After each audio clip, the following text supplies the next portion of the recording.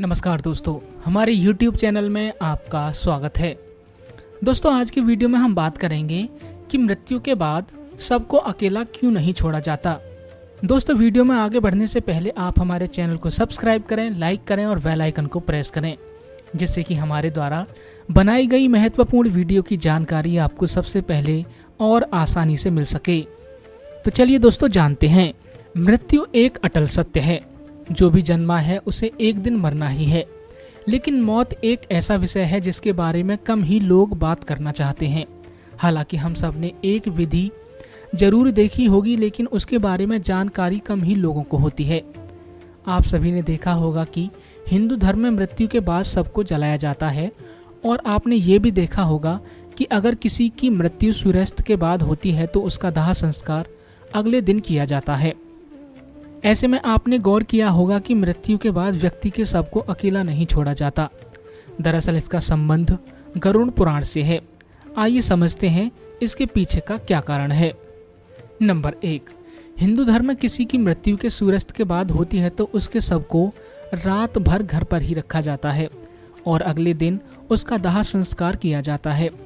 इस दौरान शव को रात भर घर में ही रखा जाता है और किसी न किसी को उसके पास रहना होता है।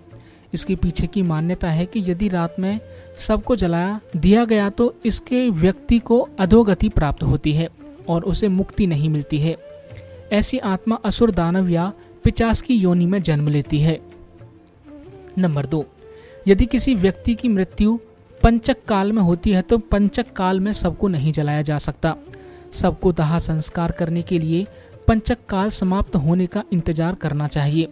तब तक के लिए शव को घर में ही रखा जाता है और किसी न किसी को शव के पास रहना होता है। गरुड़ पुराण सहित कई धार्मिक ग्रंथों में इस बात का वर्णन किया गया है कि यदि पंचक में किसी की मृत्यु हो जाए तो उसके साथ उसी के कुल खानदान में 5 अन्य लोगों की मौत भी हो जाती है। इसी डर के कारण पंचक काल के खत्म होने का इंतजार किया जाता है। लेकिन इसका समाधान भी है कि मृतक के साथ आटे, बेसन या कुछ सूखी घास से बने 5 पुतले अर्थी पर रखकर इन 5 को भी सबकी तरह पूर्ण विधि विधान से अंतिम संस्कार किया जाए तो ऐसा करने से पंचक दोष समाप्त हो जाता है। नंबर 3, हिंदू धर्म में मान्यता है कि व्यक्ति का अंतिम संस्कार उसके बेटे द्वारा ही किया जाए।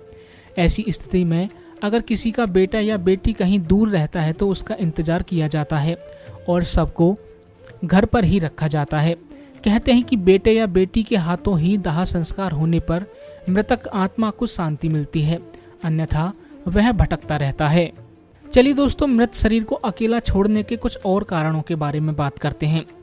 मृत शरीर को अकेले नहीं छोड़ने का सबसे बड़ा कारण यह है कि अगर सबको अकेला छोड़ दिया जाए तो हो सकता है कुत्ते, बिल्ली जैसे जानवर उसे नोच खाएं।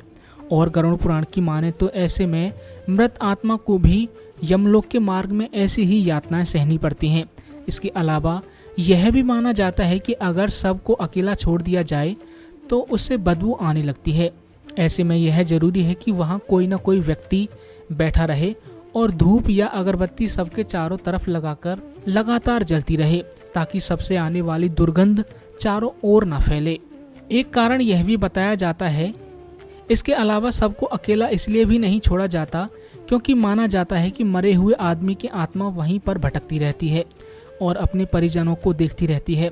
ऐसे में कहा जाता है कि इंसान की मौत के बाद शरीर आत्मा से खाली हो जाता है, जिस वजह से उस मृत शरीर में कोई और बुरी आत्मा का साया अपना अधिकार जमा सकता है। यही वजह है कि रात में सबको अकेला नहीं छोड़ा जाता और कोई न कोई उसकी रखवाली करता रहता है। तो दोस्तों, अब आप जान गए होंगे कि मृत्यु के बाद सबको अकेला क्यों नहीं छोड़ा जाता है। ऐसी ही और महत्वपूर्ण जानकारियों के लिए लाइक, सब्सक्राइब और शेयर करना न भूलें हमारा ये चैनल।